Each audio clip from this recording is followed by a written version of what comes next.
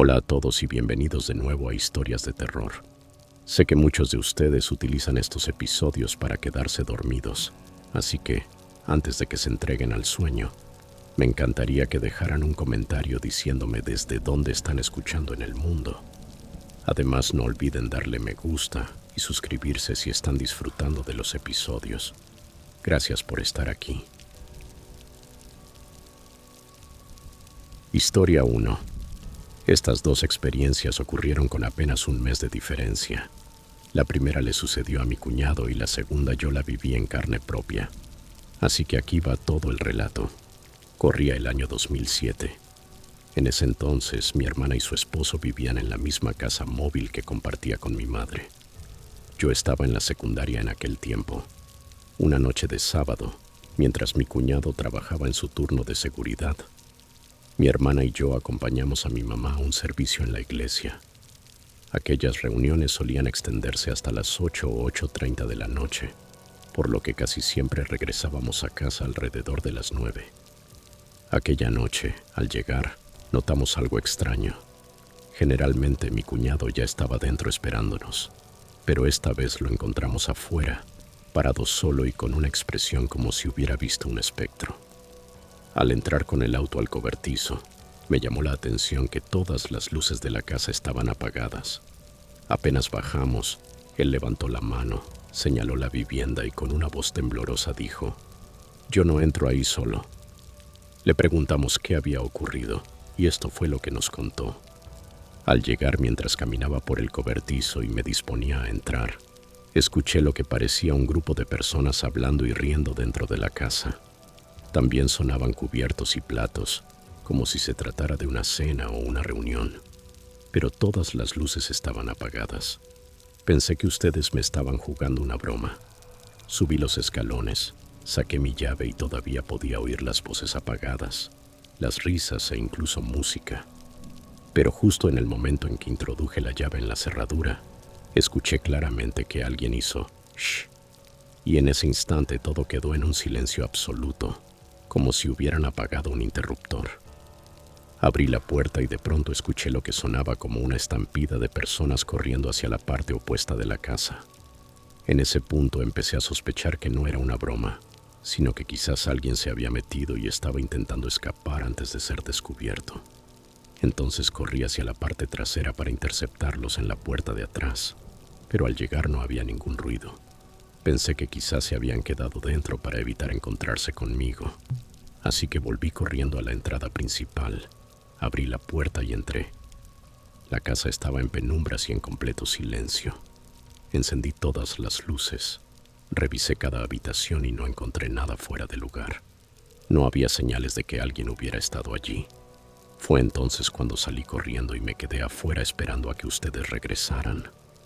Un mes después, en la misma casa, ocurrió lo segundo. Esa noche mi mamá había salido, no recuerdo exactamente a qué, y mi hermana junto con mi cuñado estaban en una cita. En esos días recién había salido Halo 3 y mi cuñado guardaba su Xbox en su cuarto. Antes de irse le rogué que me dejara jugar mientras él no estaba, y al final aceptó, aunque con cierta desconfianza. Así que me quedé completamente solo en la casa. Encendí todas las luces de la vivienda por razones obvias, pero al entrar en el cuarto de mi cuñado las apagué, dejando únicamente la iluminación que provenía del televisor para tener la experiencia completa del videojuego. Mientras jugaba sentí claramente que alguien caminaba dentro de la casa. En una casa móvil se percibe cada movimiento, así que puse pausa al juego y me quedé escuchando. Tras unos segundos de silencio decidí hablar. «Hola», pero nadie contestó. Retomé el juego convencido de que solo había imaginado el ruido. Poco después, de reojo, vi una sombra moverse bajo la rendija de la puerta. Pausé de nuevo y miré fijamente hacia allí, justo cuando la sombra se apartaba. Mi primer pensamiento fue que alguien había llegado temprano, así que volví a llamar, pero otra vez no hubo respuesta. Ya empezaba a inquietarme, sentado en aquella habitación oscura, intentando captar cualquier sonido. De repente escuché algo inconfundible: la puerta del refrigerador abriéndose. Todo el mundo reconoce ese sonido. Me levanté, Abrí la puerta del cuarto y miré hacia la cocina. El refrigerador estaba cerrado, pero la luz de la cocina ahora estaba apagada. De hecho, todas las luces del lado izquierdo de la casa se habían apagado misteriosamente. En ese instante empecé a entrar en pánico, pensando que podía tratarse de un intruso. Caminé despacio hacia la sala, vigilando de reojo el comedor oscuro, y encendí el televisor a todo volumen. Luego prendí la luz de la cocina, lo que iluminaba parcialmente el comedor, y de inmediato encendí la del comedor también. Me lancé al centro de la habitación gritando, con la esperanza de asustar a quien estuviera allí. Sin embargo, no había nadie. Corrí por toda la casa golpeando puertas y gritando, revisando cada rincón. No encontré a nadie. Todas las ventanas y puertas estaban cerradas con llave. Era imposible que alguien hubiera abierto el refrigerador y logrado escapar sin que yo lo viera. Regresé al cuarto de mi cuñado, cerré con llave, subí el volumen de la televisión al máximo y seguí jugando Halo 3 hasta que mi madre llegó a casa. Sabía que los padres de nuestro arrendador habían fallecido en esa casa por causas naturales. Justamente la cocina y el comedor eran los lugares donde más actividad se manifestaba. Antes de todo esto no creía realmente en fantasmas ni en entidades malignas, pero el peso de la experiencia tiene un poder muy convincente.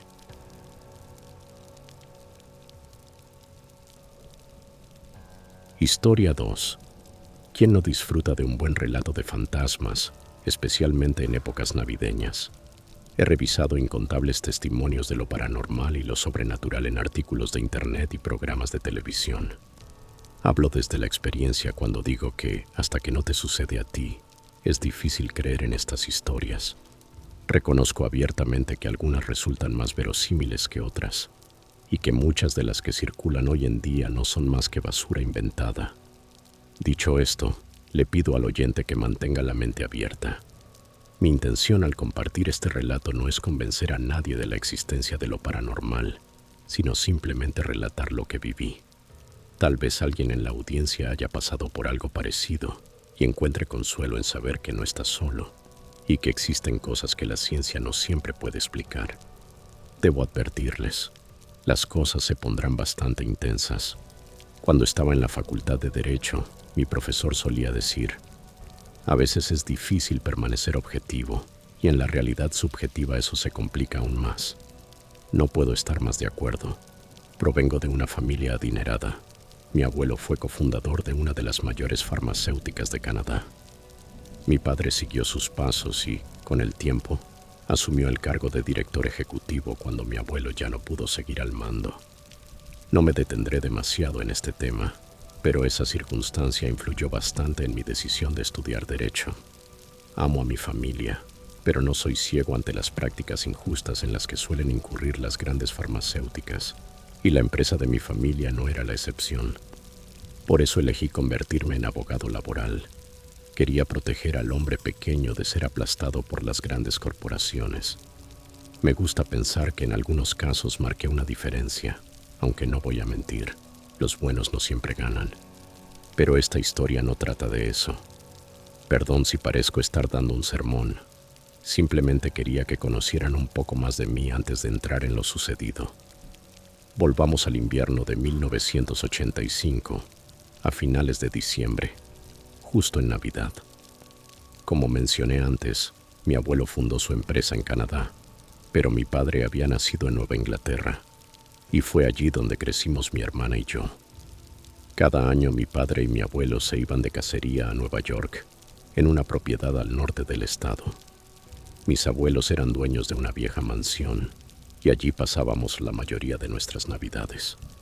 Aquel caserón era enorme, de 3 pisos, con una fuente en la entrada y rodeado completamente por un espeso bosque.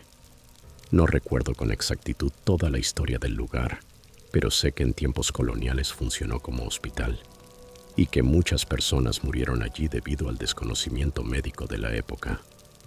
Como podrán imaginar, abundaban las historias de fantasmas.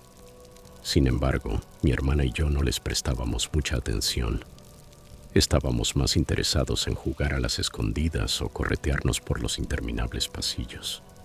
El sótano de la mansión era muy amplio, Mis abuelos guardaban allí antigüedades y muebles acumulados durante años. Nosotros teníamos estrictamente prohibida la entrada, ya que nuestros padres temían que nos hiciéramos daño o rompiéramos algo valioso. Pero naturalmente, la curiosidad de dos niños traviesos siempre encontraba formas de tentar al destino. Cada vez que nos quedábamos solos, intentábamos abrir la puerta que conducía al sótano, aunque nunca tuvimos suerte. Siempre estaba cerrada. Aquello terminó convirtiéndose en una especie de juego. Recorríamos la casa como pequeños detectives, buscando la llave mágica que nos diera acceso a ese lugar prohibido. Todo cambió en el invierno de 1985. Mi padre y mi abuelo estaban fuera de cacería, como cada año. Mi madre y mi abuela habían salido de compras navideñas en el pueblo. Yo tenía 15 años y mi hermana Natalia, 12. Ya éramos lo bastante mayores como para quedarnos solos en la mansión. Aunque ya no jugábamos a las escondidas, la intriga por el sótano seguía allí. Aprovechamos la oportunidad y nos dirigimos a la puerta. Esperábamos encontrarla cerrada, como siempre, pero al girar el frío picaporte metálico, esta vez se abrió con un chirrido. Encendí un interruptor en la pared y una única bombilla iluminó tenuemente el inicio de la escalera de madera que descendía hacia la oscuridad. Miré a mi hermana. Su rostro reflejaba el mismo asombro que el mío. Después de tantos intentos fallidos, finalmente íbamos a descubrir lo que había allí abajo. Bajamos lentamente, tropezando en la penumbra, hasta que la frustración comenzó a superar el miedo. No encontrábamos ningún otro interruptor que iluminara el resto del sótano. Natalia subió corriendo a buscar un par de linternas en nuestras maletas. Volvió poco después y, con los haces de luz, comenzamos a explorar. El lugar parecía sacado de una película. Un mar de muebles y objetos cubiertos con sábanas blancas, como en aquella escena de Los Otros. Íbamos retirando las telas de los que tenían formas más llamativas, pero la mayoría eran sillas, mesas y estanterías antiguas, cosas que en ese entonces no sabíamos valorar. Al fondo encontramos un pasillo que se extendía unos 10 metros antes de terminar abruptamente en una pared. La estructura era extraña, como si hubieran tapiado un corredor a la mitad. En el extremo había algo grande colgado en la pared, cubierto por una sábana sucia. Nos acercamos intrigados. En el techo había una lámpara con su respectivo interruptor.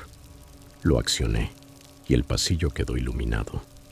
Retiramos la sábana entre los dos, revelando un enorme espejo de marco tallado y desgastado, con manchas y grietas en el cristal. Parecía más basura que antigüedad, pero pronto descubrimos que ese espejo no era nada común. Natalia se agachó a atarse el zapato mientras yo quedé frente al espejo. Al principio me costaba distinguir mi reflejo, hasta que con horror vi claramente a un anciano mirándome desde el otro lado. Solté la linterna del susto y caí hacia atrás. Mi hermana notó mi expresión y me preguntó qué ocurría.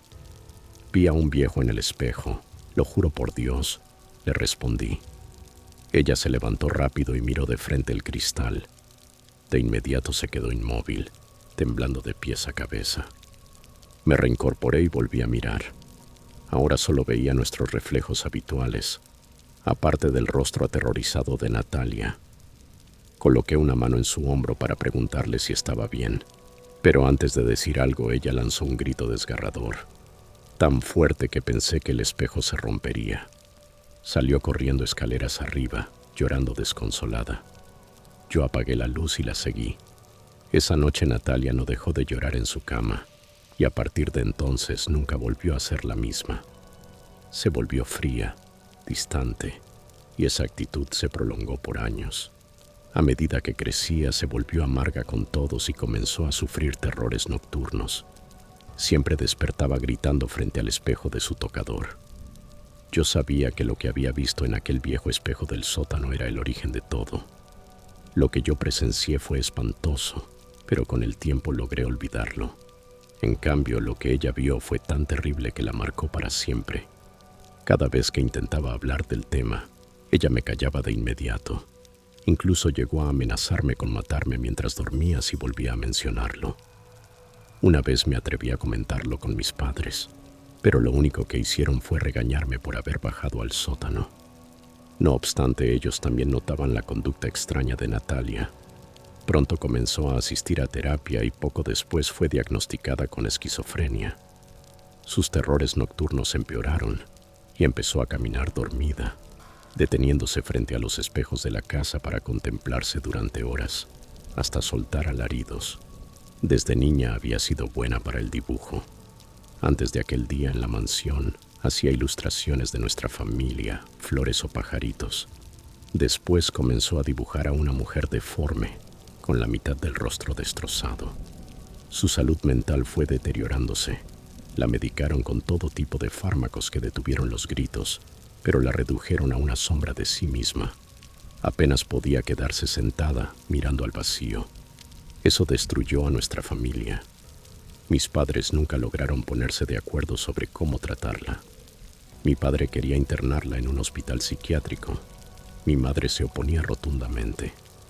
Las peleas fueron tan frecuentes que terminaron divorciándose años después. Tras graduarme de la secundaria, me mudé gracias a un apartamento que mi padre me alquiló para estudiar en la universidad. Aunque me avergüenza admitirlo, me sentí aliviado de alejarme de Natalia y de no tener que presenciar los esfuerzos desesperados de mi madre por recuperar a la dulce niña que ella había sido. Un día recibí una llamada de mi padre. Su tono me heló la sangre. Traía malas noticias. Me contó que Natalia había salido de la casa y se había dirigido a una carretera cercana. No quiero entrar en detalles, pero varios testigos aseguraron que se arrojó frente a un camión en movimiento. Una semana después, durante su funeral, mientras veía descender el ataúd cerrado, no podía dejar de pensar en aquel espejo en el sótano. Con el paso del tiempo y su diagnóstico, lo había ido olvidando, pero la duda volvía. ¿Qué había visto ella en ese reflejo que la destrozó tanto? La respuesta me llegaría muchos años más tarde. En 2017, tras la muerte de mi madre, yo y mi esposa pasamos unos días recogiendo sus pertenencias para vender la casa. En el ático encontré una caja marcada con el nombre de Natalia. Dentro había ropa y objetos suyos, y al fondo un sobre lleno de dibujos. Pasé las páginas una a una. La mayoría mostraban escenas felices, nuestra familia sonriendo y tomados de la mano, todas excepto la última. Al llegar al último dibujo, las lágrimas comenzaron a caer. Era la confirmación de todo aquello que me había atormentado por décadas. El dibujo mostraba a una niña frente a un espejo antiguo, y en el reflejo, una mujer deforme, con medio rostro destrozado.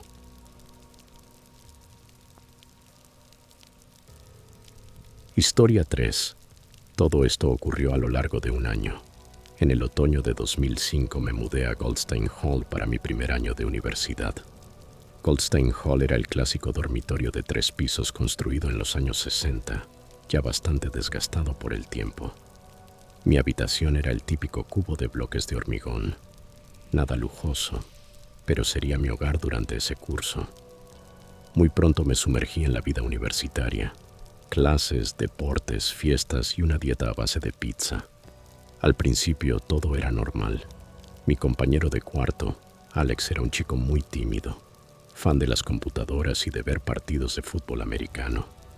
Tenía mucha nostalgia de casa y pasaba largas temporadas con su familia, así que a menudo me quedaba la habitación para mí solo. Un día, mientras tecleaba un trabajo en mi computadora, sentí un escalofrío recorrerme la espalda justo cuando el televisor se encendió de golpe. Me inquieté, pero traté de convencerme de que quizá había tocado el botón del control remoto por accidente, aunque yo sabía que estaba sobre mi cama. A veces oía golpes en la ventana y no había nadie, o dejaba la puerta abierta y la veía cerrarse de golpe como si un ventarrón la hubiera empujado. Otra tarde regresé y encontré la radio encendida, pese a que la había apagado al salir a clases. Veía libros fuera de lugar, y hubo una ocasión en que mi gorra de los Phillies, que llevaba una semana sin aparecer, de pronto estaba encima de mi computadora. De vez en cuando un olor fuerte a colonia impregnaba el cuarto, aunque yo no uso colonia y Alex casi nunca estaba allí. Cada episodio extraño intentaba racionalizarlo, con éxito decreciente. El incidente más raro de ese semestre pasó cuando Alex y yo veíamos el Thursday Night Football en el dormitorio. De la nada el microondas se activó durante unos 5 segundos y luego se apagó. Nos miramos en silencio durante un instante y después seguimos viendo el partido. Al día siguiente Alex se saltó sus clases del viernes y se fue a casa de inmediato. Al final del semestre Alex decidió que iba a trasladarse a otra universidad. No me sorprendió. Yo sabía que esto no era lo suyo. Después de los exámenes finales quise ser amable y ayudarle a cargar su auto. Mi familia no me recogería para las vacaciones de invierno hasta el día siguiente, así que no tenía problema en echarle una mano. Acabábamos de terminar en el estacionamiento y nos despedíamos cuando Alex me miró muy serio y me soltó. No sé cómo puedes soportar estar en ese cuarto. ¿Sabes de qué hablo? Solté un largo suspiro. Sí, lo sé. Estaré bien, respondí. Nos dimos la mano y lo vi marcharse de Goldstein Hall para siempre. Por suerte esa noche no pasó nada raro y durante el receso invernal logré convencerme de que todo había sido producto de mi imaginación hiperactiva. El nuevo semestre comenzó a mediados de enero de 2006 y yo estaba entusiasmado con mi nuevo compañero. Esta vez se llamaba Matthew. Estaba redshirting con el equipo de fútbol. Era bastante agradable, aunque no teníamos mucho en común. Matthew se quedó aproximadamente la primera semana de clases y de inmediato se cambió a otro dormitorio. Ni siquiera me dijo nada. Un día volví de clases y todas sus cosas habían desaparecido. Con la marcha de Matthew, los sucesos extraños del semestre anterior volvieron. Yo estaba dispuesto a tolerar la rareza del cuarto porque me encantaba tener una habitación doble para mí solo pagando como si fuera individual. Como mecanismo de afrontamiento, empecé a beber más. Tenía 19 años. Aprendí a ignorar cuando algo raro recorría la habitación o cuando mi suéter favorito aparecía sobre la cama en lugar de estar en el closet donde lo había dejado, o cuando me dormía en mi litera y escuchaba crujidos en la litera de arriba aunque debía estar vacía. La negación es algo maravilloso. El año fue avanzando y a principios de abril terminé borrachísimo en una fiesta del equipo de lacrosse. Borracho de verdad, casi al nivel de acabar en el hospital. Mis amigos Mason y Ryan me llevaron de regreso. Me ayudaron a meterme en la cama y dejaron un bote de basura al lado por si me ponía mal. Caí en un sueño etílico profundo. De repente sentí agua salpicarme la cara. Un tipo al que no reconocí estaba de pie junto a mí con una botella de agua en la mano. En la penumbra alcancé a distinguir que era bajo, corpulento, con pelo rubio y ojos marrones. Me gritó que había fuego y que tenía que salir del edificio. Confundido, sin entender cómo había entrado en mi cuarto y todavía bastante ebrio, conseguí agarrar el teléfono y salir tambaleándome del edificio, con la alarma contra incendios aullando y los rociadores activados. El tipo iba justo detrás de mí hasta que lo perdí entre la multitud de residentes y ras que se agolpaban en el estacionamiento frente al edificio, esperando la llegada de los bomberos. Resultó que algún genio, también borracho, había intentado encender petardos en el área común del segundo piso y provocó el incendio. Nos permitieron volver 2 semanas después, una vez reparados los daños por el agua. Al regresar no ocurrió nada durante las 2 últimas semanas del curso. Busqué al chico que me había despertado aquella noche, pero no lo encontré en ninguna parte y finalmente el año terminó y dejé ese dormitorio para siempre. Avanzamos hasta el fin de semana de Halloween de 2006. Me mudé de vuelta a casa y empecé a viajar diariamente al campus, porque francamente estaba harto de la vida en los dormitorios. Hice amistad con un compañero de mi clase de teatro llamado John. Era el típico nerd del teatro y nos llevábamos bastante bien. Ese sábado por la tarde estábamos estudiando juntos en la biblioteca para un examen.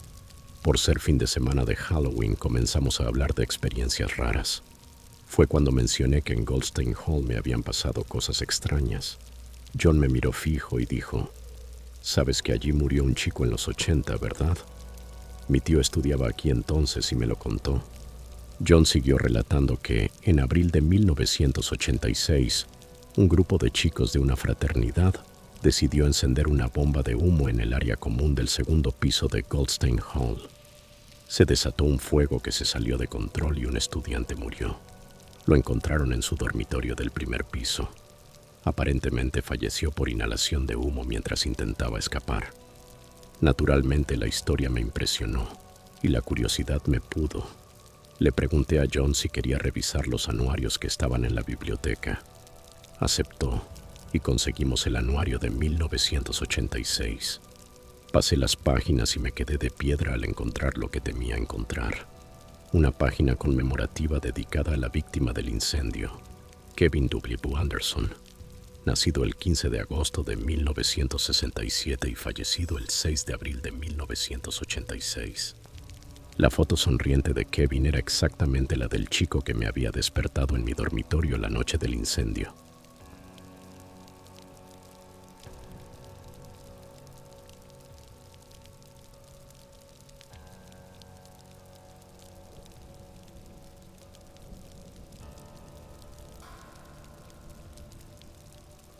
Historia 4.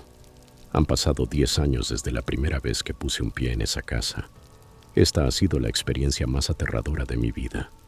Y como alguien que vive lo extraño, lo inexplicable y lo inquietante con más frecuencia que la media, no lo digo a la ligera. Para explicarlo mejor, lo diré así. He tenido bastantes encuentros con espíritus. Los percibo con fuerza y siempre he podido hacerlo. Por lo general, incluso distingo si son masculinos o femeninos. Así que frente a lo sobrenatural casi nada me inmuta. Aún así, el viaje que hice con mis amigos más cercanos lo cambió todo. Era 2010 y estaba visitando lo que, básicamente, es la meca para los fanáticos de mi serie de televisión favorita. Aunque la serie se filmó en estudio, las tomas exteriores de esta casa se usaron como la residencia de los protagonistas. Sigue siendo propiedad privada. No puedes tocar la puerta y pasearte por ahí. Hay que reservar una habitación. Por eso mi oportunidad de estar allí fue tan especial. Recibí una invitación a través de una querida amiga mía que, a su vez, es amiga de los dueños. Había un gran evento benéfico en forma de fiesta de Halloween. Un grupo selecto fue invitado y pagó una cantidad para hospedarse varios días. Todo el dinero recaudado se destinaba a restaurar la casa. Era por una buena causa. La mansión era antiquísima y tenía una historia interesante. Contaba con 3 pisos, además de sótano y ático. Casi cada rincón tenía su propio relato. Era exactamente el tipo de lugar con el que siempre había soñado quedarme. Halloween y una casona vieja y escalofriante. Divertido, ¿no? Bueno, en su mayor parte. Para entonces llevaba con mis amigos unos 7 u 8 años, incluida mi mejor amiga. Es muy del estereotipo neoyorquino de la televisión. El sarcasmo es su lengua materna y no duda en confrontar a cualquiera por sus tonterías. También es una gran nerd de la ciencia ficción y una de las personas más inteligentes que conozco. Básicamente, la hermana que nunca tuve. Suele ser mi compañera de viajes y de habitación cuando vamos a convenciones. Así que era obvio que compartiríamos cuarto esa semana. Nada más natural. Lo que no fue natural fue el altísimo nivel de actividad paranormal en la casa. Estas mansiones antiguas parecen albergar 1 o 2 espíritus.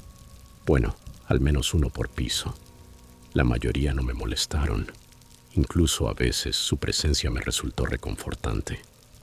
En el ático había una niña que me tironeó por detrás de la camiseta y me habló.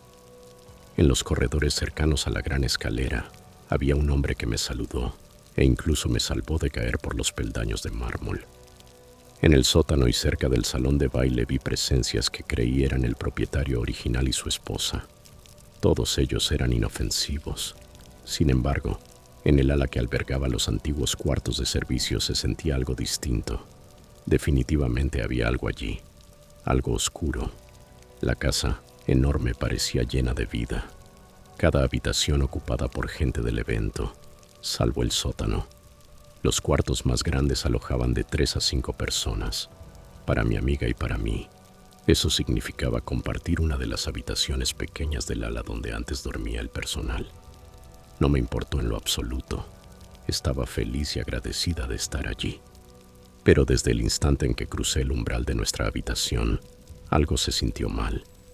Era desasosegante, como si algo me mirara con actitud depredadora. Mis ojos se desviaron de inmediato hacia una esquina vacía y pude verlo. Su espíritu. Era un varón y, aunque yo le sostenía la mirada, tuvo el descaro de seguir observándome. Sus ojos recorrían mi cuerpo, mirándome como un animal hambriento. Me giré hacia mi amiga y murmuré: «Hay un hombre mirándome en la esquina». Ella lo desestimó al instante. «Es una casa vieja, te lo estás imaginando». Casi pude sentir al espíritu sonreír con sorna mientras dejaba la maleta y salía rápido para reunirme con mis otros amigos y explorar el resto de la mansión. Por mucho que amo a mi mejor amiga, ella no es como yo. No ve espíritus y desde luego no cree en ellos. Pasé el resto del día con mis amigos, lejos de la habitación, y al volver por la noche casi había olvidado lo sucedido. En ese momento solo era un cuarto pequeño de una casa antigua, y yo estaba rendida. Aunque suelo tener problemas para dormir en lugares nuevos, esa noche caí fácil. Al día siguiente seguimos explorando la casa y salimos al pueblo, un lugar precioso que antaño fue el patio de juegos de los ricos. Me la estaba pasando en grande. Los días volaron, pero de cuando en cuando, en esa habitación, sentía de nuevo aquella mirada depredadora clavada en mí. Procuré evitar el cuarto todo lo posible, lo cual era sencillo. Había mucho que ver y experimentar. Este viaje era un sueño hecho realidad, y cuando quise darme cuenta, había llegado la gran fiesta de Halloween. Ese año la fiesta fue la noche del 30 de octubre, 2 días antes de mi regreso. Todos la esperábamos con ansias. Queríamos lucir los disfraces. Habría música y baile en el salón de baile, y la mayoría iba caracterizada como personajes de la serie. Yo llevaba un vestido histórico precioso, color marfil, pero el peso de las telas y las capas me tenía sudando de forma poco ladylike. Ya en la madrugada del 31, cuando la fiesta se apagaba, no veía la hora de quitarme el vestido e irme a dormir. Caminé por un pasillo vacío, completamente silencioso. Entré a nuestro cuarto. Mi amiga estaba profundamente dormida. Ella puede literalmente dormir durante un huracán. De hecho, años después la vi dormir a pierna suelta en plena Sandy. Eché llave a la puerta por una razón simple. Esa noche yo dormiría en la esquina junto a la puerta y no quería que me golpearan la cabeza al entrar. Mi cama era un saco de dormir sobre un colchón inflable. Mi amiga ocupaba una cama individual casi diagonal a mí. Subir las escaleras y recorrer el largo pasillo oscuro me habían dejado acalorada y sudorosa. El vestido pesaba muchísimo. Solo quería quitármelo y ponerme el camisón. Al pasar el vestido por encima de la cabeza, sentí esa sensación extraña que mi amiga llama mi sentido arácnido. Un hormigueo en la coronilla cuando percibo espíritus cerca. Era él otra vez, el hombre de la esquina mirándome. Por supuesto que aparecería cuando yo estaba desnuda y vulnerable. Sentía sus ojos sobre mi cuerpo y no pude hacer otra cosa que cubrirme con el camisón lo más rápido posible. Cuando terminé, el espíritu ya no estaba. Decidí no darle vueltas e irme a dormir. Estaba agotada y teníamos grandes planes para el día. Apagué las luces, me metí en el saco y me giré hacia la pared para intentar conciliar el sueño, cuando de pronto creí oír que me llamaban por mi nombre. Catherine. Quienquiera que estuviera en el pasillo podía esperar hasta la mañana, pensé. Pero lo escuché otra vez, más claro. Catherine. No pude identificar la voz. Intenté ignorarlo. Llegó una tercera vez. Catherine. Nadie tocó a la puerta y mi amiga seguía durmiendo. Ignóralo. En cuanto vea la puerta cerrada se irá, me dije. Seguramente era el ronquido de alguien, pensé. De repente la habitación se volvió gélida. Era mi primer octubre en la costa este. Recordé vagamente que alguien comentó que podría nevar esa noche. Me encogí más en el saco. El aire se sentía electrificado. Me costaba cada vez más dormir. Entonces, desde la esquina, escuché pasos. Él estaba allí. Como dije, he tenido muchas experiencias con lo sobrenatural, pero nunca me había sentido tan aterrada. Aquella presencia era depredadora y, peor aún, despedía un aura de mal puro. Desde el suelo no solo oía sus pasos lentos y deliberados acercándose, también podía sentirlo. Surgió de su rincón vacío, rodeó mi colchón inflable y se agachó a mi lado. Yo estaba paralizada. Una mano masculina grande me cubrió la boca, ahogando mis sollozos mientras me ultrajaba. En mi mente empecé a recitar frenéticamente oraciones, cánticos y mantras medio olvidados, cualquier cosa que pudiera apartarlo de mí. Nunca he sido muy religiosa, pero el pánico fue tal que no se me ocurrió otra cosa. Recé a todos los dioses que pude recordar. Algo debió conectar, porque mi agresor se quedó inmóvil y desapareció. Arrojé el saco de dormir, me puse de pie de un salto y encendí la luz. No había nadie. Mi amiga seguía roncando. La puerta estaba cerrada con llave. Me temblaba todo el cuerpo. Al pasarme la mano por la cara, noté las lágrimas. Había estado llorando de miedo. Tenía que salir de allí. Desbloqueé la puerta a toda prisa, la abrí y corrí a ciegas por el pasillo oscuro hacia las escaleras. Solo podía pensar en llegar al invernadero, Solarium, donde seguramente alguien seguiría despierto. Me crucé con dos amigos que subían a dormir y empecé a balbucear sin sentido. Debí parecer una loca corriendo por el corredor con mi largo camisón blanco, hablando de un hombre que no estaba. Nunca me habían visto tan histérica, pero como me conocían desde hacía unos 7 años, me creyeron al instante. Me dijeron que no volviera a ese cuarto y que me fuera con ellos. En ese momento me di cuenta de que tenía frío. Iba en camisón. Está bien, déjenme ir por la bata, dije. Regresé despacio por el pasillo hacia la habitación y al acercarme noté que la puerta ahora estaba cerrada. Con temor tomé el picaporte con mi mano temblorosa, pero no giró. Estaba con seguro. Toqué y susurré fuerte el nombre de mi amiga, pero no me oyó por sus ronquidos. Sentía que aquella presencia maligna seguía dentro. No me pregunten cómo, pero sabía que quería que le suplicara que me abriera. No había manera de que le diera ese gusto. Me di la vuelta para reunirme con mis amigos, pero ya no estaban en esa ala y no tenía idea de en qué habitación dormían. En la práctica me habían dejado sola. Sin saber qué más hacer, bajé y encontré el solarium a oscuras, con una chimenea encendida.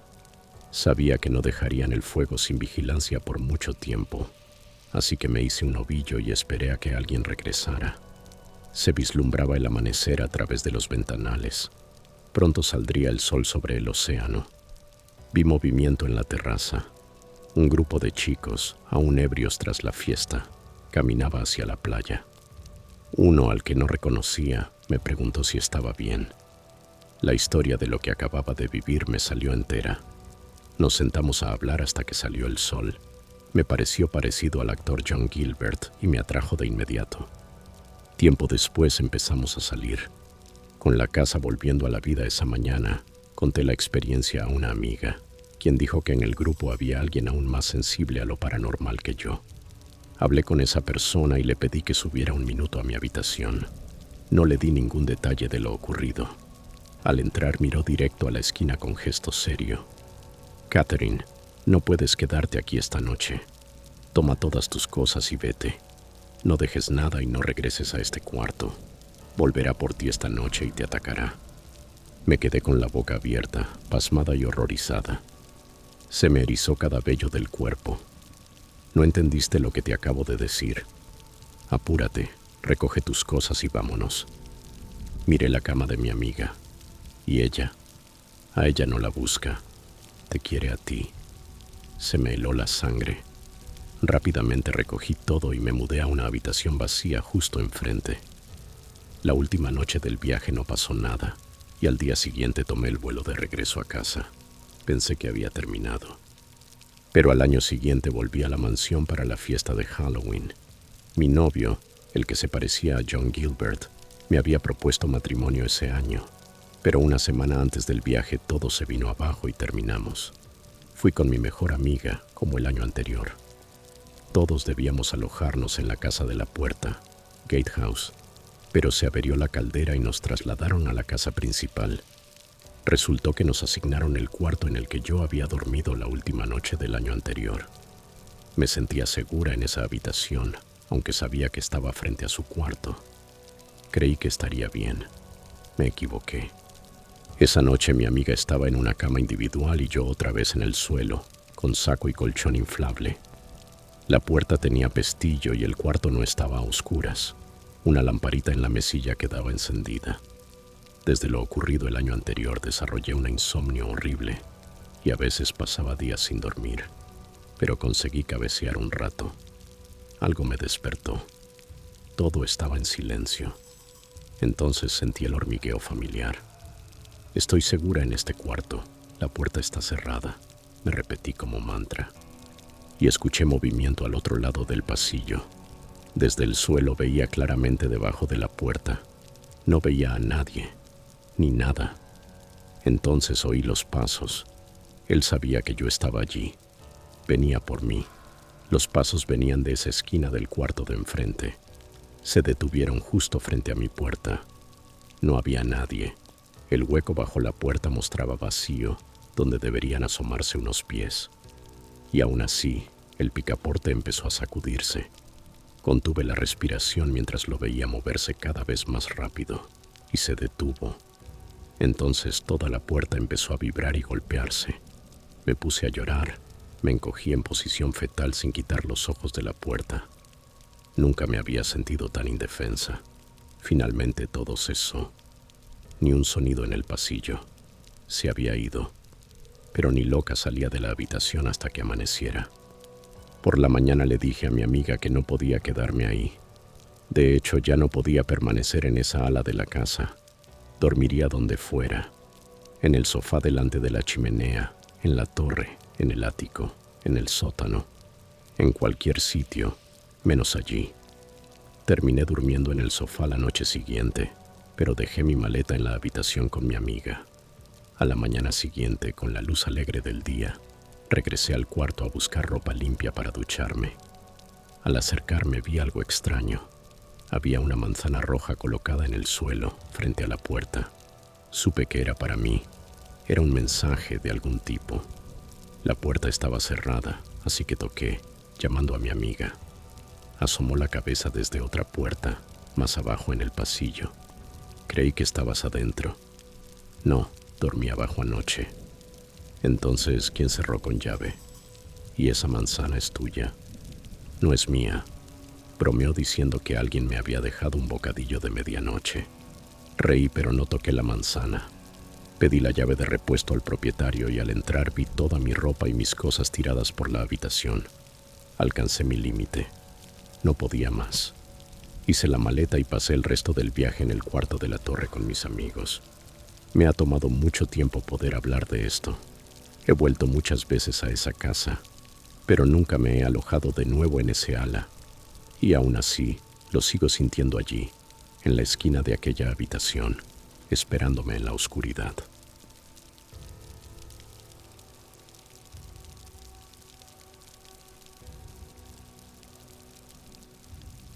Historia 5. Quiero compartir una historia de mi infancia.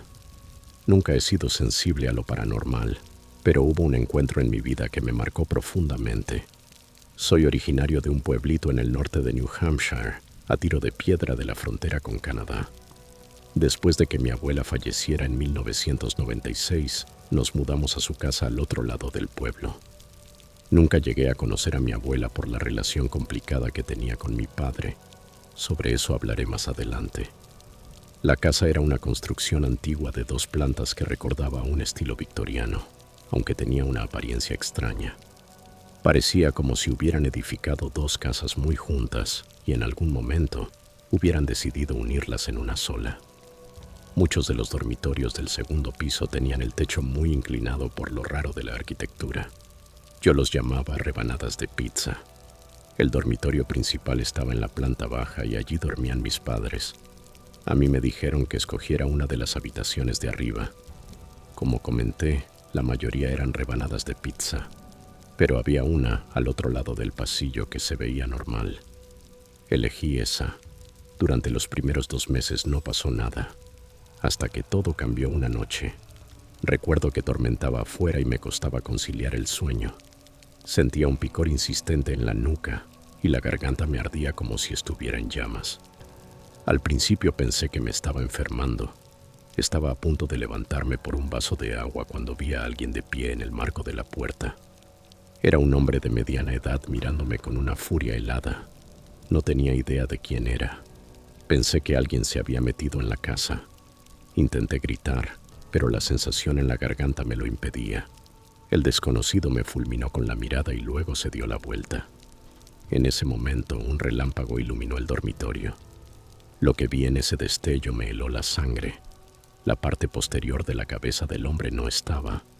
Solo había un boquete enorme en el cráneo, con trozos de carne colgando.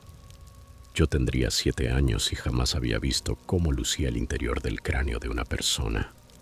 El hombre desapareció y yo salí disparado de la habitación. Corrí al cuarto de mis padres y los desperté.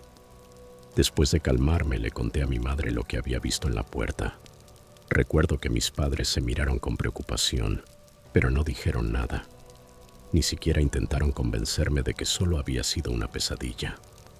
Me dijeron que podía dormir con ellos el resto de la noche. A la mañana siguiente, mi padre subió y cambió todas mis cosas a otro dormitorio. Yo me quedé en el pasillo, mirando cómo clavaba tablas sobre la puerta de mi antigua habitación. Cuando le pregunté por qué, esto fue lo que me dijo. Hijo, voy a decirte la verdad y tendrás que ser un hombre y afrontarla. Tu abuelo era un bastardo malvado y cruel, que odiaba tanto la vida que decidió terminarla. Ese es el que viste anoche, y creo que eligió este cuarto para hacerlo. Así que no es buena idea que tú ni nadie entre aquí nunca más. Y ya, me quedé en una de las habitaciones rebanada de pizza hasta que me fui a la universidad en 2009. Años después supe que mi abuelo era un alcohólico abusivo que, finalmente, se voló la cabeza con una escopeta de 2 cañones. Mi padre me explicó que, cuando él era niño, mi abuela se negó a hacer nada respecto al comportamiento violento de mi abuelo y que cuando digo abusivo, insinuó que había algo más que golpes físicos. Mi abuela incluso culpó a mi padre del suicidio, lo que explica por qué la relación entre ambos era tan tirante. Mi padre ya no vivía en esa casa cuando sucedió, así que no estaba seguro de en qué cuarto lo hizo. Después de lo que yo vi aquella noche, eso fue toda la confirmación que necesitaba. Yo me preguntaba por qué volver allí. Al parecer estábamos pasando por dificultades económicas que nos obligaron a mudarnos a esa casa tras la muerte de mi abuela. De otro modo, mi padre jamás lo habría considerado. Con el tiempo mi familia se mudó de ese lugar, poco después de que yo me fuera a la universidad. Mi padre vendió la propiedad a un promotor con la condición de que demolieran la casa. Creo que en su lugar construyeron un hotel. Mirando atrás, agradezco que mi papá me dijera la verdad desde el principio. Saber quién era el que vi aquella noche me ayudó, de algún modo, a sobrellevarlo. Supongo que para mí, yo de 7 años, eso tenía sentido. Después de tabicar esa habitación, nunca más volví a ver el fantasma de mi abuelo. Y con la casa arrancada de raíz, espero que esté en el infierno, donde merece estar. Gracias por ver. Si tienes una historia que te gustaría compartir en este podcast, envíala a mi correo. Si aún no lo has hecho, suscríbete y activa las notificaciones. Puedes apoyar el podcast visitando el enlace, está en la descripción. Sabrás de mí muy pronto. Hasta la próxima, siempre hay una razón para tener miedo.